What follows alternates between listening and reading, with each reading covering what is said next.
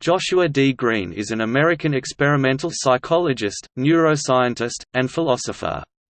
He is a professor of psychology at Harvard University. Most of his research and writing has been concerned with moral judgment and decision-making.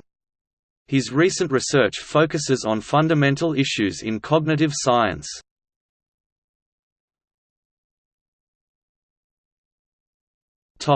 Education and career. Greene attended high school in Fort Lauderdale, Florida. He briefly attended the Wharton School of the University of Pennsylvania before transferring to Harvard University. He earned a bachelor's degree in philosophy from Harvard in 1997, followed by a Ph.D. in philosophy at Princeton University under the supervision of David Lewis and Gilbert Harmon. Peter Singer also served on his dissertation committee. His 2002 dissertation, The Terrible, Horrible, No Good, Very Bad Truth About Morality and What to Do About It, argues against moral realist language and in defense of non-realist utilitarianism as a better framework for resolving disagreements. Greene served as a postdoctoral fellow at Princeton in the Neuroscience of Cognitive Control Laboratory before returning to Harvard in 2006 as an assistant professor. In 2011, he became the John and Ruth Hazel Associate Professor of the Social Sciences. Since 2014, he has been a professor of psychology.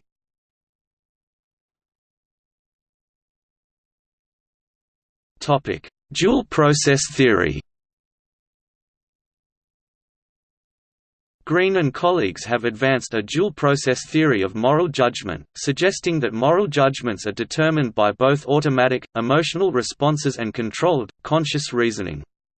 In particular, Greene argues that the central tension in ethics between deontology, rights or duty-based moral theories, and consequentialism, outcome-based theories, reflects the competing influences of these two types of processes. Characteristically, deontological judgments are preferentially supposed by automatic emotional responses, while characteristically consequentialist judgments are preferentially supported by conscious reasoning and allied processes of cognitive control. In one of the first experiments to suggest a moral dual-process model, Greene and colleagues showed that people making judgments about personal moral dilemmas, like whether to push one person in front of an oncoming trolley in order to save 5 others, engaged several brain regions associated with emotion that were not activated by judgments that were more impersonal, like whether to pull a switch to redirect a trolley from a track on which it would kill 5 people onto a track on which it would kill 1 other person instead. They also found that for the dilemmas involving personal moral questions, those who did make the intuitively unappealing choice had longer reaction times than those who made the more emotionally pleasant decision. A follow-up study compared easy personal moral questions to which subjects had fast reaction times against hard dilemmas like the footbridge problem to which they had slow reaction times. When responding to the hard problems, subjects displayed increased activity in the anterior dorsolateral prefrontal cortex (DLPFC) and inferior parietal lobes—areas associated with cognitive processing—as well as the anterior cingulate cortex, which has been implicated in error detection between 2 confusing inputs, as in the Stroop task. This comparison demonstrated that harder problems activated different brain regions, but it didn't prove differential activity for the same moral problem depending on the answer given.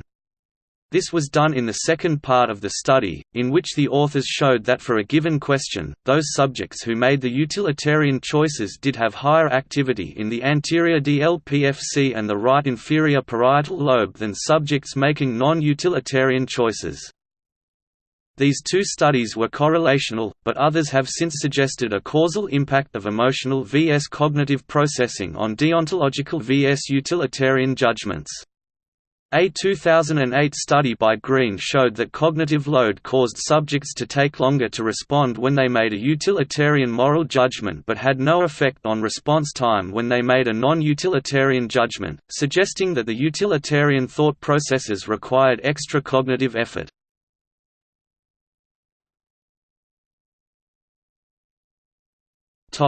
Moral tribes. drawing on dual process theory, as well as evolutionary psychology and other neuroscience work. Greene's book Moral Tribes 2013 explores how our ethical intuitions play out in the modern world. Greene posits that humans have an instinctive, automatic tendency to cooperate with others in their social group on tragedy of the common scenarios, me versus us. For example, in a cooperative investment game, people are more likely to do what's best for the group when they're under time pressure or when they're primed to go with their gut, and inversely, cooperation can be inhibited by rational calculation. However, on questions of intergroup harmony, us versus them, automatic intuitions run into a problem, which Greene calls the tragedy of common-sense morality. The same in-group loyalty that achieves cooperation within a community leads to hostility between communities. In response, Greene proposes a metamorality based on a common currency that all humans can agree upon, and suggests that utilitarianism, or as he calls it, deep pragmatism, is up to the task.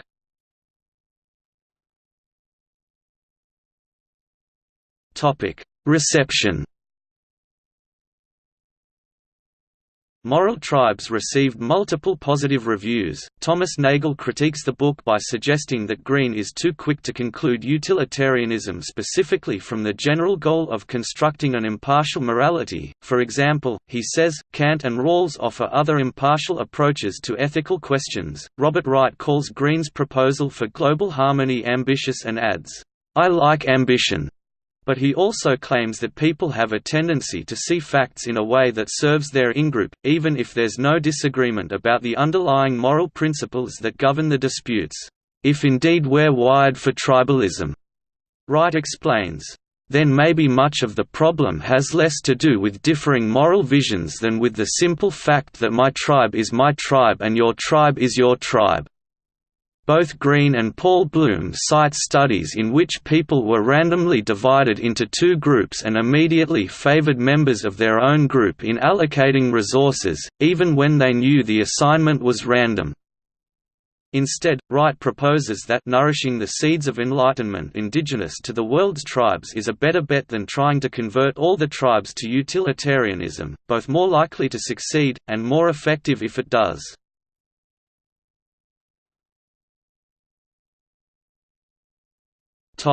Awards and distinctions.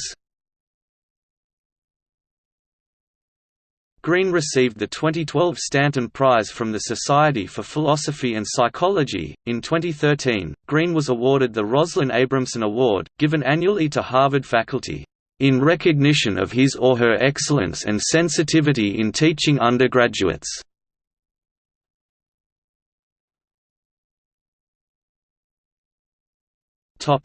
Bibliography.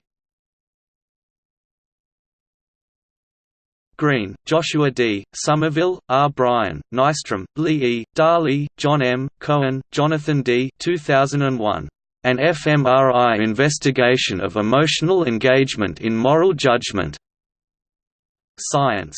293 5537, 2105-2108. DOI 10.1126 Science.10628772. PMID 11557895. 1866 citations as of 30 November 2013. Greene, Joshua D., Nystrom, Lee E., Engel, Andrew D., Darley, John M., Cohen, Jonathan D. 2004. The Neural Bases of Cognitive Conflict and Control in Moral Judgment. Neuron. 44 389–400. DOI 10.1016 J. Neuron.2004.09.027. PMID 15473975. 962 citations as of 30 November 2013. Greene, Joshua, Jonathan Haidt 2002. How and Where Does Moral Judgment Work? Trends in Cognitive Sciences. 6 12, 517–523.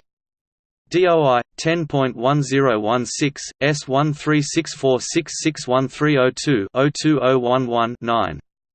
901 citations as of 30 November 2013.